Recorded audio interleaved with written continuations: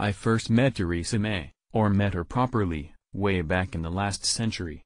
I'd been invited to speak at a constituency dinner for Maidenhead Conservatives on a Saturday night, and sat at her table. She was with her husband, Philip. I remember only my suspicion that he didn't desperately want to be there. Of her I remember the pallor, and a certain shyness, but the couple were pleasant and welcoming to me, and as I'm not one to pump people for political news and gossip, and she isn't one to volunteer such things, this was not the sort of evening that would have prompted an entry in the diary I don't anyway keep.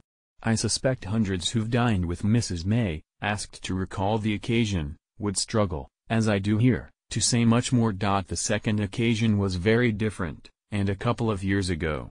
This time my partner and I were the hosts, and our MP in the Derbyshire Dales, Patrick McLaughlin, and his wife Lynn had brought the Mays to supper with us after she'd spent the day pressing the flesh in the East Midlands. It was Theresa and Philip's wedding anniversary, poor things, and this cannot have been the ideal way to spend their time. But she was fun.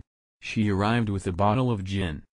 I teased her about the wedding anniversary and said that we'd hired a male police constable strippergram for after dinner, but Patrick had reminded me of her spat with the Police Federation, so I'd cancelled. She had the grace to laugh. As the evening went on, everyone relaxed and we talked about anything but politics, which I noticed she avoided, and by just before midnight, when the Mays left, I'd concluded she was nothing like the ice maiden or robotic figure the newspapers claimed. My imaginary diary entry would have run to a good few paragraphs, and noted to her suddenly candid response when somebody mentioned a particular individual she evidently didn't care for. Vehement would be the word. It was quite startling. We are most of us, I'm afraid, susceptible to feeling flattered by the attention of important people, so I have to report that after that evening, and after a cup of tea with her at Downing Street more recently, and because my mother's pet name is Terry, I cannot but wish Theresa May well. One should be made of sterner stuff, of course, but one isn't.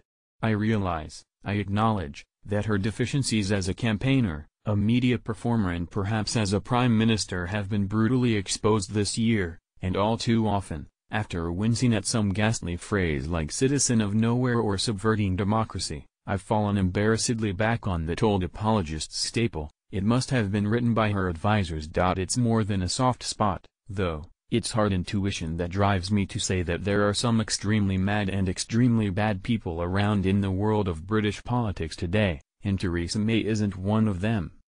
Indeed, I fear that she may come under sustained attack from some of those people, and then it's our support she will need, not forgiveness. Remember this about the Brexit zealots, it's always somebody else's fault. But is she any good? The most damaging charge from those who can't forgive would be incompetence. She isn't up to the job, they'd say, no fault of hers, maybe, but for so many years to claw your way up over colleagues in order to pursue your own infatuation with a job that by the morning after the last election you must have realized was beyond your talents. That is worse than unforgivable. It's careless of your country's interests. She should have resigned on 9th of June. Well, yes, I thought she should have, too. And so, it said, did she? But she was persuaded that her resignation wouldn't help, and one can see the force of the argument. She has been landed in the middle of this Brexit mess, she didn't choose it, and it won't do any good for her to jump ship. Besides, aren't we die-hard Remainers guilty of a certain disingenuousness when we say that Mrs. May isn't up to the job of making a success of Brexit? I thought we didn't believe it was possible for even the angel Gabriel to make a success of Brexit? That's, anyway, what I believe.